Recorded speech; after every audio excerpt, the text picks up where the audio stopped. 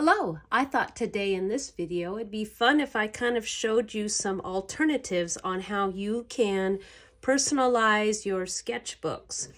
Now, I have my students, they make their own sketchbooks, and I will use an 8x5 copy paper. They will color it, they will draw on it, and then when they're ready, they will bring it, and then I will staple it down the middle. I laminate their cover page of their sketchbook and then staple pages in the middle, and now they have a sketchbook. I also have come to realize that obviously through trial and error that some students, they don't always necessarily want to draw on it, or they don't want to display a picture of their artwork for whatever reason. So I had came up with the fact that I've got a collection of all these painted papers, whether it's through a project we've done or a mural that we have done in previous months or years, and I keep these as background painted papers, or some of my children will make palettes on paper plates for their artwork. Therefore, saying that, I've been able to utilize those also as covers, or I should say their book page, front and back, and children have been very delighted with that. So here, to wrap up that story, is I have incorporated that sometimes with my sketchbooks, and I've noticed, like I said, it personalizes it just as much as drawing on it or painting on the hard cover, but actually to take a painted palette that you have used for other projects and paintings just adds a memory, as well as, like I said, really personalizing it. So here I'm going to be starting a new journal really soon. I'm very excited, and closing a chapter on one and having a rebirth or a birth on a new one, I should say. And so here I've incorporated just that, what I was talking to you about. So with that in mind, this is just how I did this one, and I've got it glued on this page, and then I decided to do this on the back. And honestly, I had so much fun with this. I was really wishing I would have done this on the front, but hey, it's just a sketchbook. This is not going into a museum or anything. So lesson learned on that. Maybe perhaps in a future one I will do something like this. So let's get busy. I have another one because I do work in more than one sketchbook. So when I like to have an 8x5 small one that I can carry around, and then maybe, more in the studio or in the classroom, in the classroom or in my studio. And what I mean by maybe that is if it gets traveled around from one place to another, I will have a larger one. Reason being is so that I could display it for future reference, whether it's for a future painting that I plan on doing at home. I have all this practice work on my sketchbook. And that makes it just for me so I could see it in a bigger view, obviously, because this one is an 8.3, 11x7. So it's a Talons. I'm a little upset that this happened, but once again, I'm not putting this in a museum, so I'm not going to worry too much about it. But I will say, I just love this color. It just makes me so happy. It really does. So it's hard for me to part with the color, but then again, I'm going to add something that's more personalized. And I have a few things that I have here to personalize mine. And this is kind of what I do with my students. This is what sorry, I had fallen on the floor. This is what I do with my students. So they get to kind of look through it, skim through it, decide, hey, do I want it like this? Do I want it like that? And like I said, they really enjoy it because they see a memory in it too, because they remember creating this mural or, working on a project as groups, and then they have these palettes. So I think what I'm going to do is just go with this one. It really matches up very beautifully. And I'm deciding whether I'm going to do it this way or this way.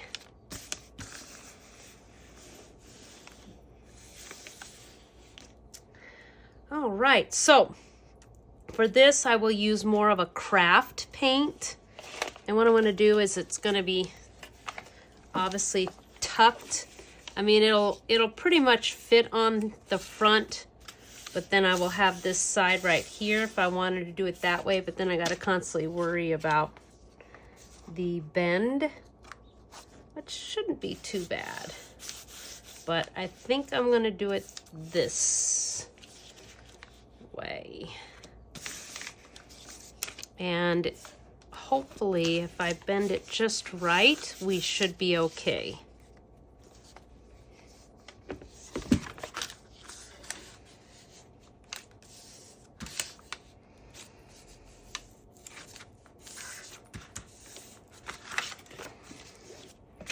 I get more concerned about this part because the paper, this isn't going to matter.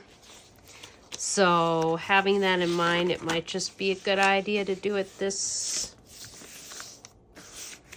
way, and it works out just the same with the fold. So we're okay on that.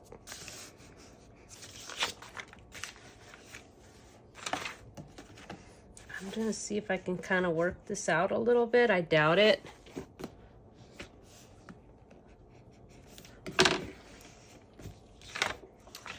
Okay, so,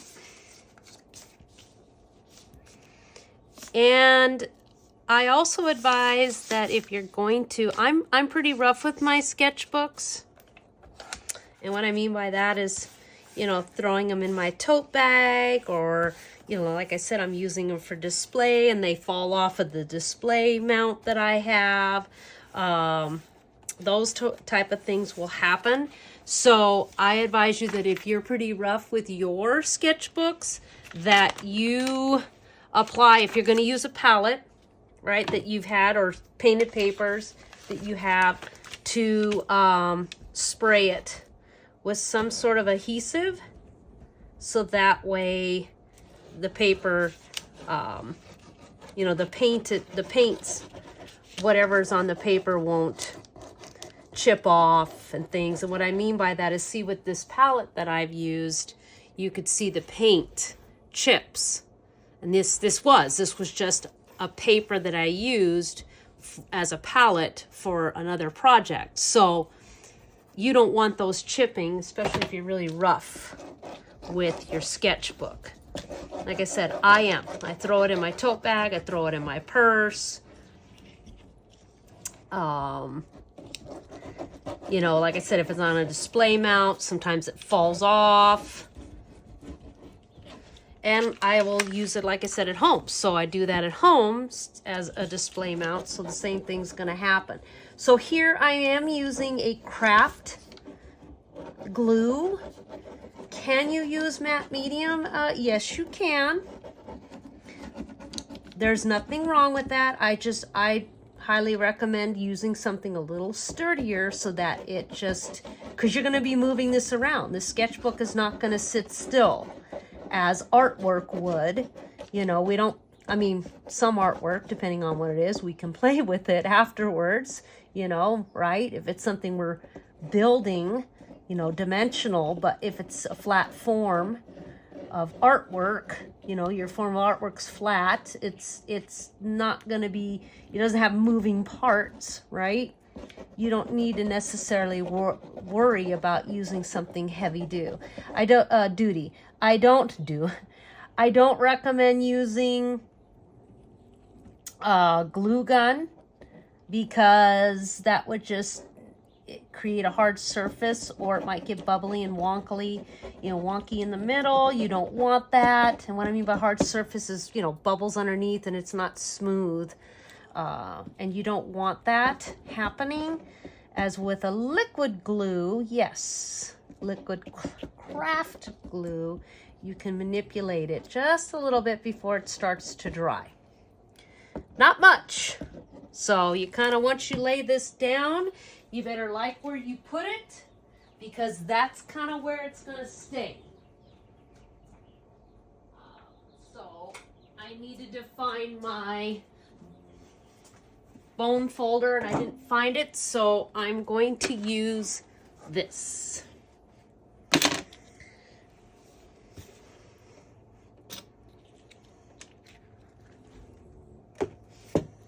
So I'm going to do the front cover. This, I'm recording, my dogs are here, so I'm sure they'll make noise.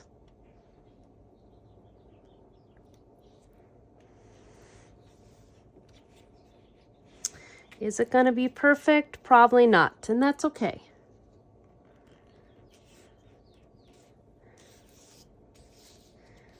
Right, I'll try my best to get it on there. Now the corners I could do with some matte medium, and that's probably what I'm going to do. That doesn't bug me.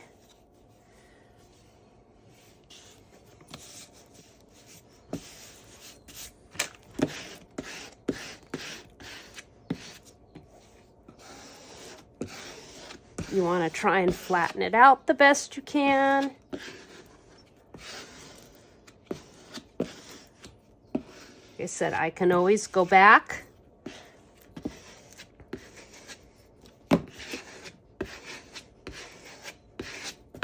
And of course, once it's you got it where you want it, you folded it all up and all that, you definitely want to put some weight on it and then let it dry.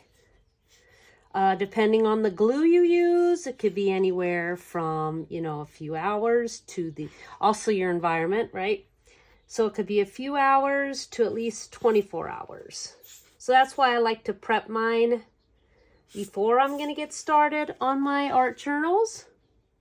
So that way I have it all ready, you know, have it ready for that when I go to use it. This glue is just about out. I should have never put it up. If I keep it flat, there we go. And this is good old tacky glue.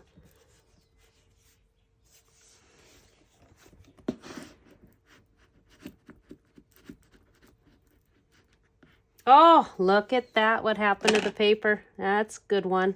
That's okay. We will manipulate that and fix it. Just a little bit. Here we go. Let me turn on a light. And here you go. You get to watch when there is an accident. What happens if your paper tears? Well, here we are.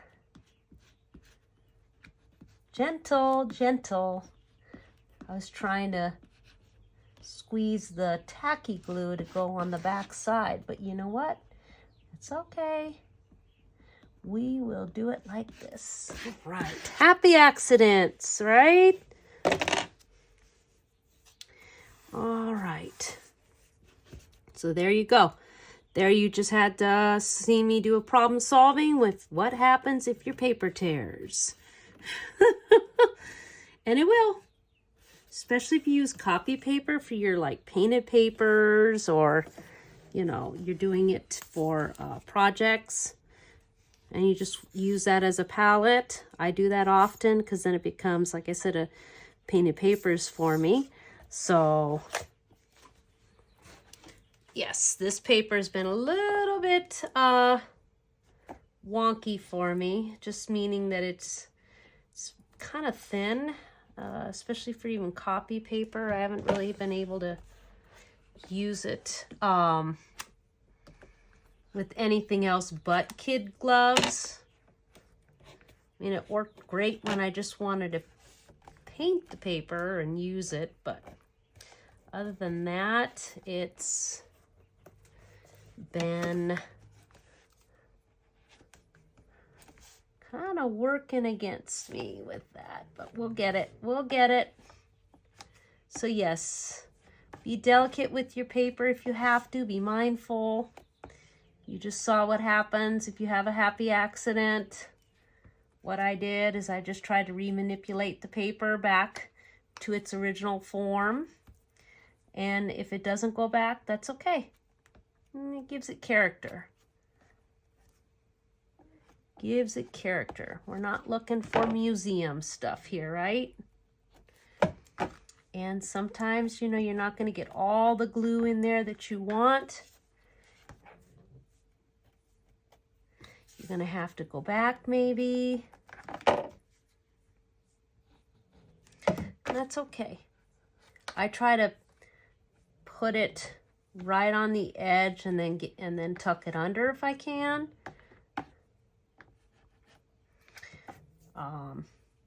Sometimes,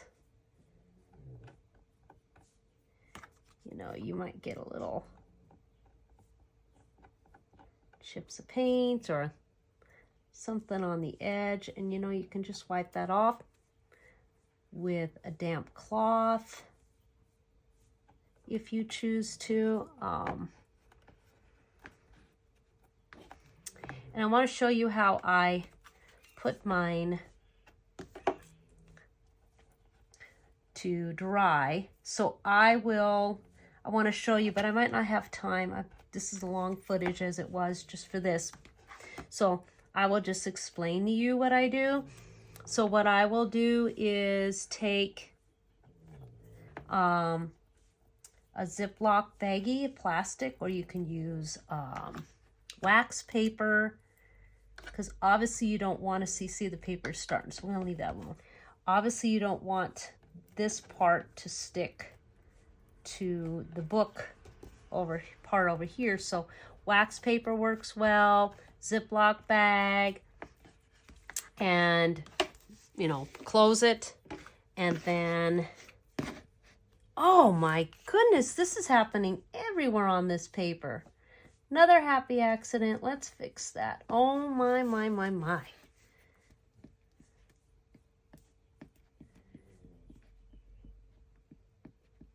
Like I said, this just has, you know, little, gotta be very gentle with this paper, apparently. And then just stack up the books, and then you'll be good to go. And just let it dry. I say 24 hours. Gives it enough time to, wow, I'm noticing this is happening with all the pieces of paper here. I have to just let it dry because it's not reacting very well.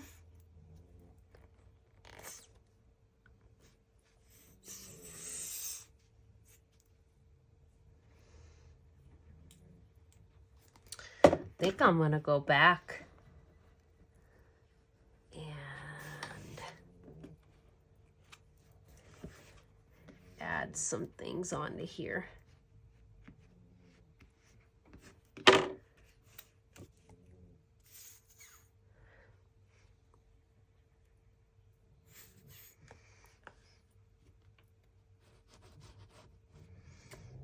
And so there you have it. So once again, if you want to personalize yours with the palette, this is kind of just a fun way of doing it.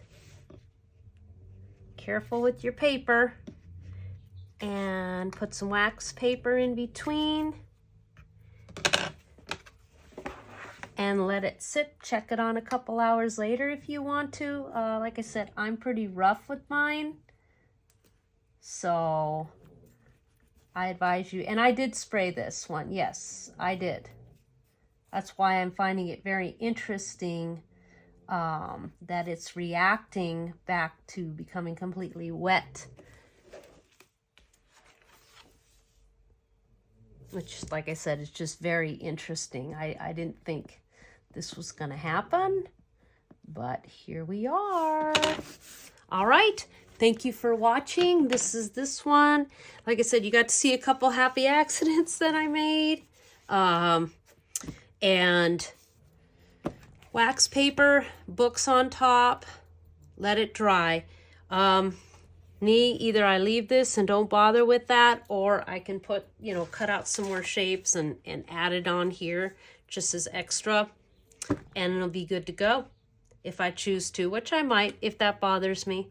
All right, thank you for watching. Bye-bye.